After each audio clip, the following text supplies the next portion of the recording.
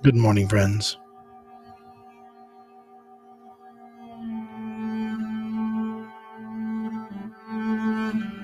It's good to be here this morning.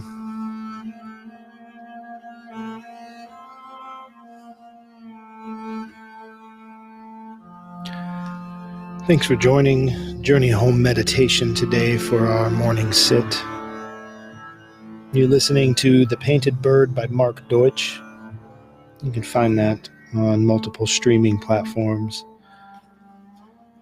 And you can purchase it on Bandcamp, which I highly encourage.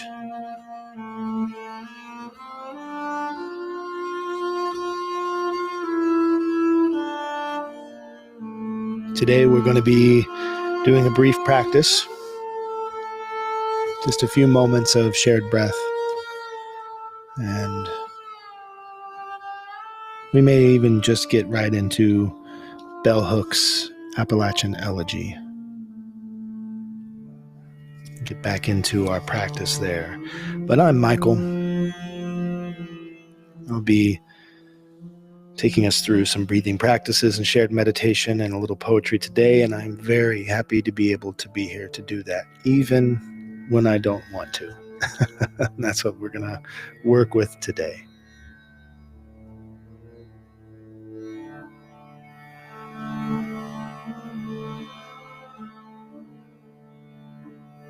Let's take a few breaths together.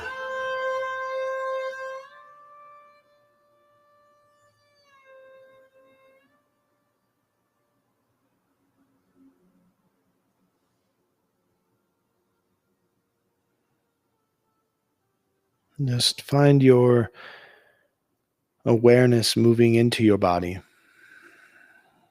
And I know that sounds like some catchphrase that's being used. Bring your awareness here, bring your awareness there. But the ability to focus our attention is something that we have as a gift to our life. You know, it's one of the reasons we are still around, all these thousands upon hundreds of thousands, and maybe even millions, who knows? We've been here since as long as I can remember.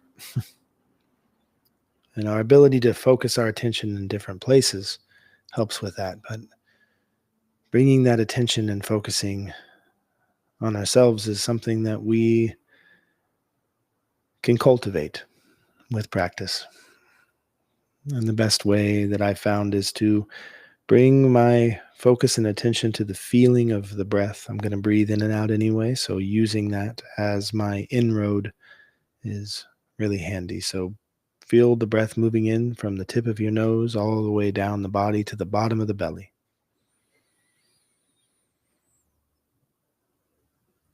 And feel the release.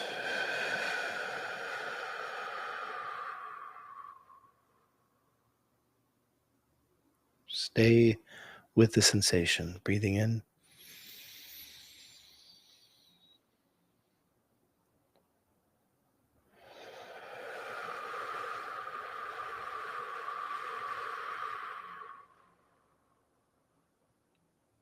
With the sensation.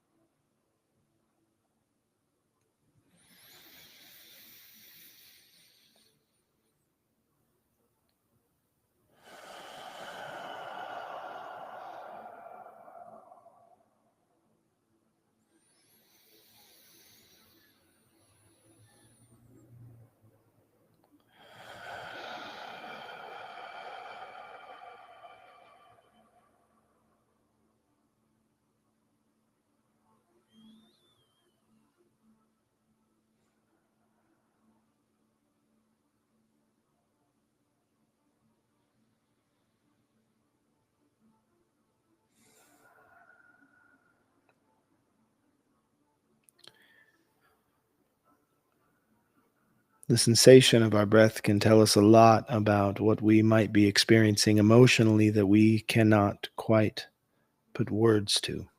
It can give us an opening to feelings in our physical body that we may be very well accustomed at dissociating from. Following the breath and feeling how the breath feels as it moves into the body and out of the body can let us know how in touch and centered we are with our thoughts. All of these are invitations into deeper awareness. Breathing in to the body and feeling the diaphragm pull down, expanding my abdomen, and feeling that largeness that I have, I can check in on my physical sensations, my physical body from the neck down, something I'm pretty good at dissociating from. And I can start to feel the subtleties of the breath in my lower back and in my psoas and in the front of my hips, going down into my inner thighs to my knees. I can feel a tightness and a release with each breath. That very subtle sensations of the body become magnified with my attention. What we bring our attention to becomes larger, becomes more apparent.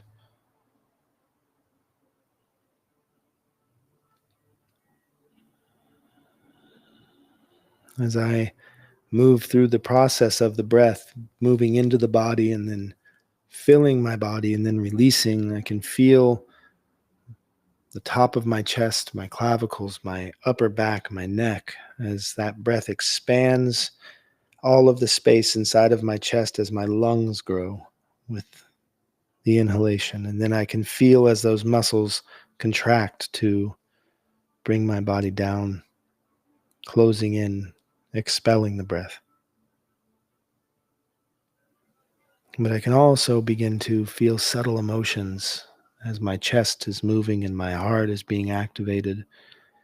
I can feel the more quiet emotions almost like rising up out of my body and coming from my chest and my heart all the way up my throat and right out of the quiver of my chin.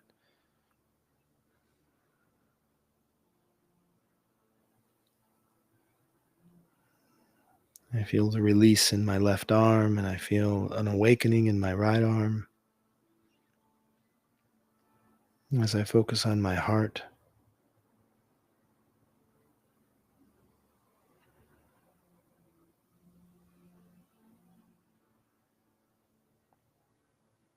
And with just a couple of breaths, I'm already able to hold my focus and attention on the entire in breath, the hold and the out breath, and the hold with each breath, calming my thoughts.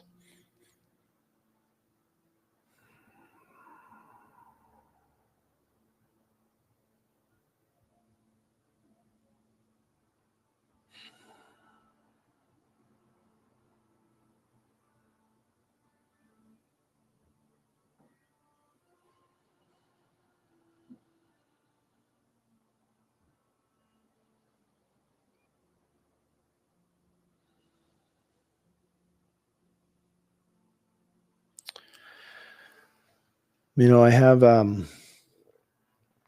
been experiencing a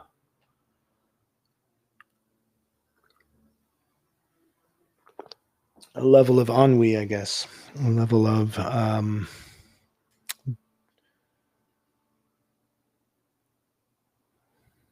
disillusioned with the ways in which I share this practice, the ways in which this um, broadcast and podcast and all of these things, the way that I have this all going. And some mornings I wake up and find myself in thought, deep in thought that are negative thoughts. They're thoughts of um, not wanting to continue doing this, feeling emotionally triggered about the hassle that some of this requires, and we start to often think that if this is a labor of love, then it should always feel amazing and feel great. And if it doesn't, then it must not be a labor of love. And I think that that's wrong. I think that that's wrong. I think that anything that we do, no matter how much we love doing it, it still has the capacity for exhaustion. And it still has the capacity for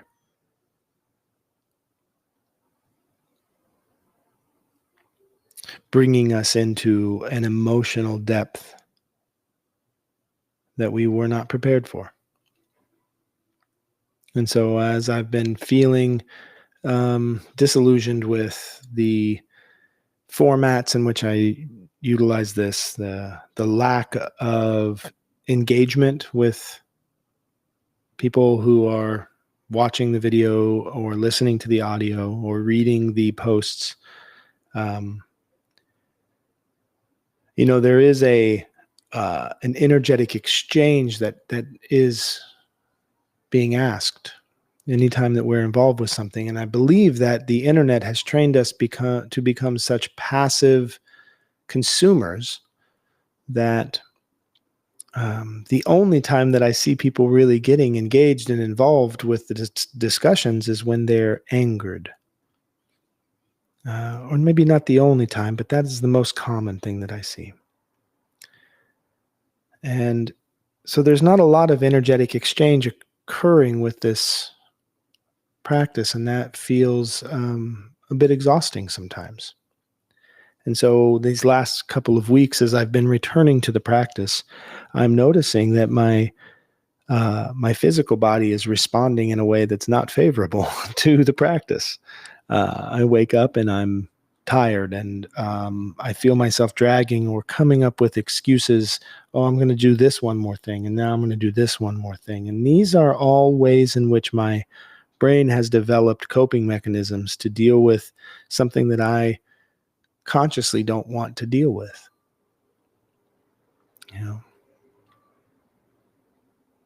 I'm sure that you've had this experience where something is coming up, you have a deadline approaching, and you don't want to do something, and then all of a sudden you find yourself cleaning out your drawers, your dressers, or you're deciding to organize the junk drawer in the kitchen, or maybe it's time you finally remove all of the books from the shelves and dust all of the spines and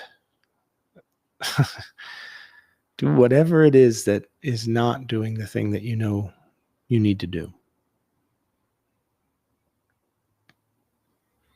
And I think these coping mechanisms that my body is creating for me is a way to justify putting off coming in for the morning sit.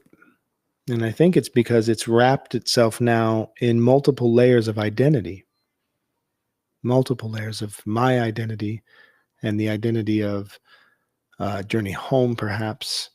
I haven't even really begun to dig and understand all of the ways in which the entanglements surrounding this practice is creating this tension. But I am grateful today for the space to sit and kind of work through that,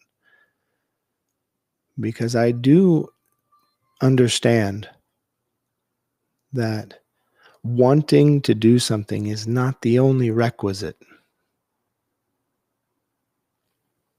And oftentimes, when we get to a layer of a relationship when it's just getting ready to go deeper, to get into some old wounding perhaps, and to open up some level of trust or level of growth that we're not ready for, we will find reasons to not do that.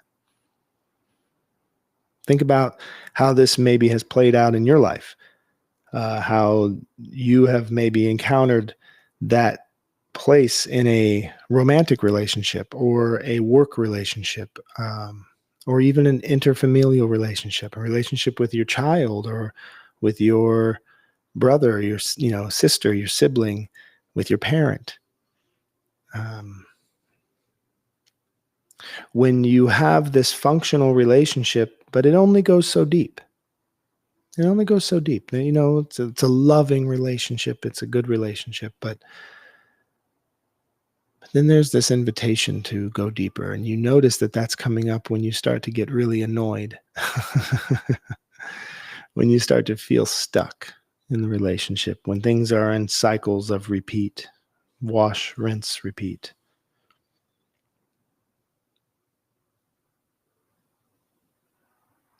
And oftentimes we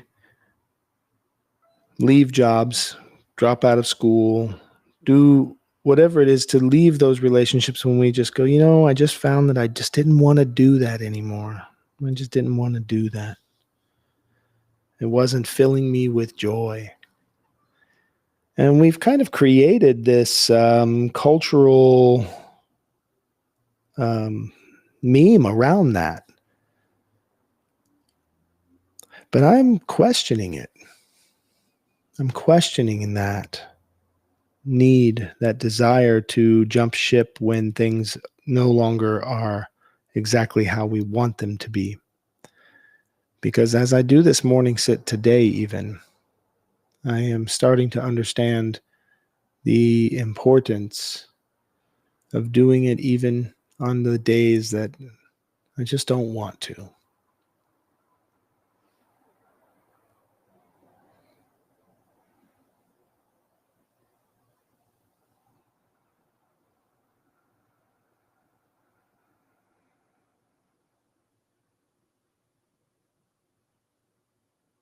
So then I get an opportunity to identify what those feelings are that I'm having about any particular thing. For me right now, it's this morning sit practice, this sharing. But in other instances, it may be why I'm feeling this hesitancy to go to work, or why I'm feeling this resistance to do my schoolwork, or why I'm feeling this resistance to be connected with somebody I'm in a relationship with, an old friend, or talking to a family member, a close family member. It's the same processes. We have an opportunity when we start to feel that feelings of boredom or resentment about the lack of energy exchange, an opportunity to understand what that is. What is it that I am feeling? How does one feel lack? And what does that mean? That's getting closer to it right there.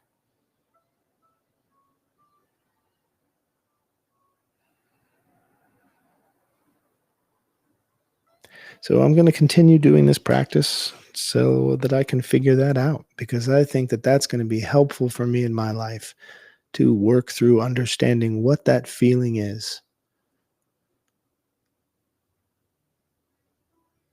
And the only way I'm going to be able to understand what that is to work with that feeling. So I'm going to continue working with this feeling. I appreciate you for being here. I would appreciate it if you take the time to engage with this practice, sharing a little bit of your experience if you're motivated or moved to do so. Sharing these sits with others is a way to allow someone who maybe could benefit or would enjoy being a part of this conversation to be here. 4 years I've been doing this, sharing this publicly for free. And I would really like to hear from others out there what you think. I've got people that I know listen every day. I see the numbers, I see the stats, but I don't have a lot of engagement on this. And I'm curious because I look at what people do engage with on social media, and it's mostly vapid manipulation of your emotional states.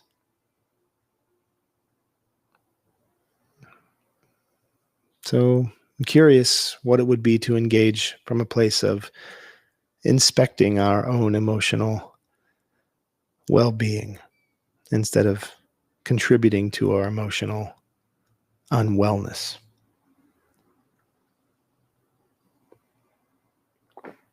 But let's do some bell hooks, and then we'll go.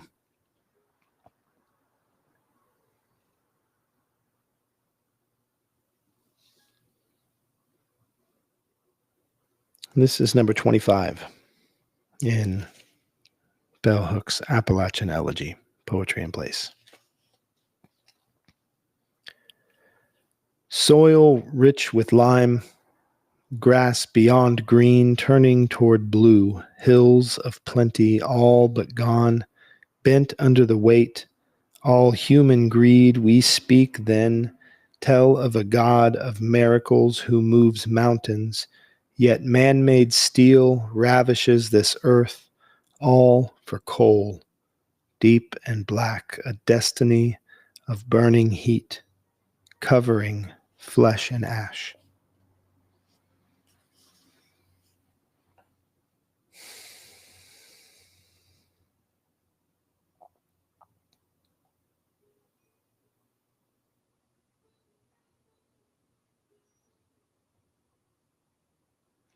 Soil rich with lime, grass beyond green, turning toward blue, hills of plenty, all but gone. I think it's clear that Bell Hooks is talking about the absolute disrespect and degradation of the Appalachian Hills through, coal mining practices, strip mining, mountaintop removal, all to sell that coal to power machines.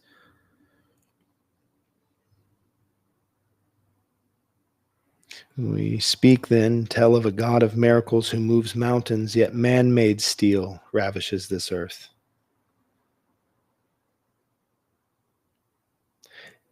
Yeah.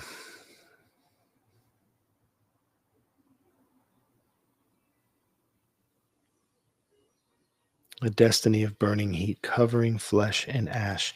So, yeah, this is definitely, it's clear that this has a direct relationship to coal mining, but also I think that this speaks to our tendency to overuse and abuse these things that bring passion. And in doing so, we abandon what's already abundant about ourselves. Think about, and yeah, I'm going to apply this to what I'm witnessing with social media. Recently, I reignited, for the use of this metaphor, I reignited my Facebook. And I did that because I was taking care of my father and I needed to look on Facebook Marketplace when I was back taking care of him to see if I could find him some items that he needed. And I'm having a different relationship now after having 6 months away from social media and that way away from Facebook. The level of engagement's different right now. I'm going to be deleting my account again. I'm just enjoying seeing how I react differently after that long break. But I see that people who I have been in relationship with for many years, and we've had senses of humor, things made us laugh. We really just pursued joy together for years in our life. And there's a hyper focus now on increasing the division of themselves from everyone else. And doing that through these emotional fit-throwing outbursts. And I do it. That's one of the reasons, the main reason probably, that I left social media in the first place, is this is not a character default or a character fault. Also not our default. This is a well-crafted design that this social media touches in on your most tender emotional places that trigger activation and response. That's very well designed. It's built into the system. So when we get engaged with something like that, that's built to destroy, in a sense, that profits from that degradation of your multitude of coping mechanisms, bringing it down, narrowing it down, getting down to one or two reactive mechanisms, then you engage. You're in constant engagement with the source. And that's very much like these man-made machines of steel, yet man-made steel ravishes this earth. We tell of a God of miracles who moves mountains. Now I think about all of my friends and people in the world of spirituality, talking about spiritualism. They're talking about spiritual matters. We'll talk about love and acceptance and loving all, and we will talk about these things, the God who moves mountains. But then we rely upon these base sources of emotional entanglement to engage. We engage out of anger. We engage out of disgust. We engage out of separation and pity. We engage out of desperation and need. I used to engage with the people that I loved about the things that we loved. And if I were experiencing something difficult, my people would be there for me, built in. It was built in. Now we have man-made steel ravaging.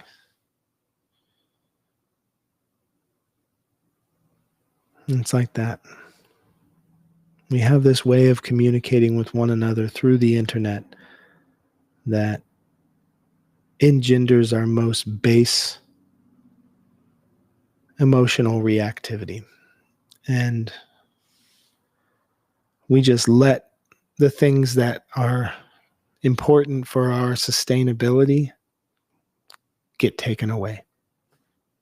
Our ability to have engagement about things of meaning, things of deep personal growth and revelation and understanding and vulnerability, our ability to make a mistake online. People don't make mistakes.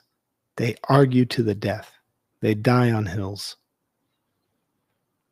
Our ability to be vulnerable and say, hey, I think I'm learning that my way of dealing with these things in my relationships have been really damaging because I've come from a very damaged place.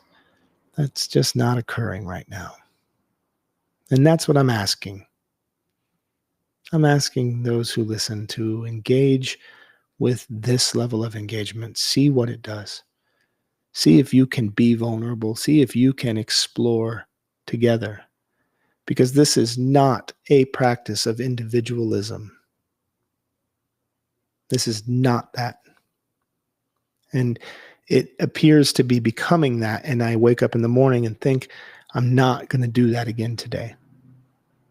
I'm not going to contribute to the individual healing of people in this world, because healing the individual as the individual secures the notion that they are an individual.